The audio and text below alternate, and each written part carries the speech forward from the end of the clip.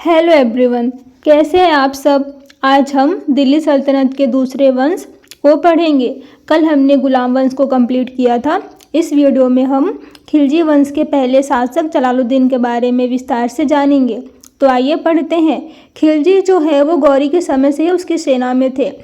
जैसे बख्तियार खिलजी जो बंगाल और बिहार का सूबेदार था, वहीं जलालुद्दीन बलबन के समय से ही खिलोगरी केलोगढ़ी में सेनापति था, जो 1 वर्ष तक वहाँ रहा। उसके बाद दिल्ली आकर उसने कैमूर्स की हत्या करके खिलजी वंश की स्थापना की। इसकी उपाधि शाइस्ता खां जो केकूबात ने दी थी।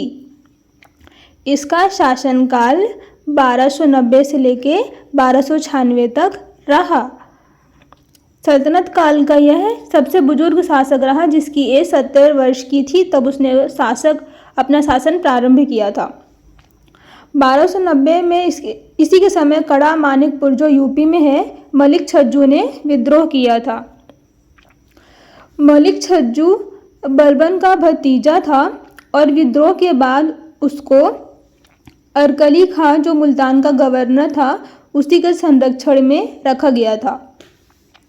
इसके 2 बेटे थे, इब्राहिम खाने खाना और दूसरा अरकली खां, जिसको मुल्तान का गवर्नर था। कड़ा का जागीर अपने भतीजे अलाउद्दीन खिलजी को दे दिया था। इसके देवगिरी अभियान में अलाउद्दीन खिलजी ने 26 फरवरी 1296 को जलालुद्दीन की हत्या कर दी थी।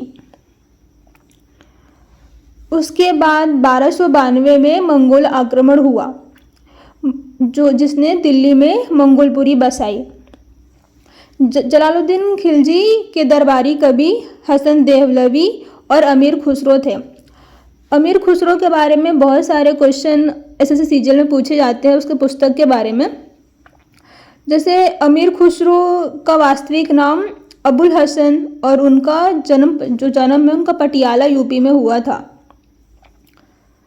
अमीर खुसरो के गुरु निजामुद्दीन औलिया थे और इनकी जो दरगाह है वो नई दिल्ली में है। अमीर खुसरो की जो पुस्तक है किरान उस सदीन, जिसमें केकूबात और बुगरा खां के मिलन का वर्णन है।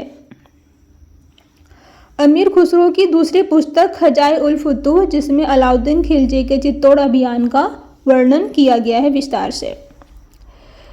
खलीक ए बारी जो हिंदी फारसी शब्दकोश है, अमीर खुसरो की बुक है ये, जिसमें शब्दकोश दिया हुआ है। मिफ्ताह उल फुतूह, आसिका उल अनवर, नूर सिबिहार, लैला मजनू आदि इनकी प्रचलित पुस्तकों में से एक हैं। अमीर खुसरो ने 8 सुल्तानों का दरबार देखा था, मतलब उन्होंने 8 सुल्तान को वो फेस करते आ रहे थे। उन्होंने वो 8 सुल्तानों के वो दरबारी कवि रहे हैं। अमीर खुसरो ने खड़ी बोली हिंदवी का प्रयोग किया, जिससे उनको तोताए हिंद की उपाधि मिली थी। अमीर खुसरो को कव्वाली, गजल, पहेली, सितार और तबला के जनक थे। जलालुद्दीन के मृत्यु के बाद अलाउद्दीन खिलजी गद्दी पर बैठा। अलाउद्दीन खिलजी के बारे में हम कल जानेंगे। आज हमने जलालुद्दीन खिलजी के बारे में विस्तार से पढ़ा। ठीक है, ओके, थैंक यू।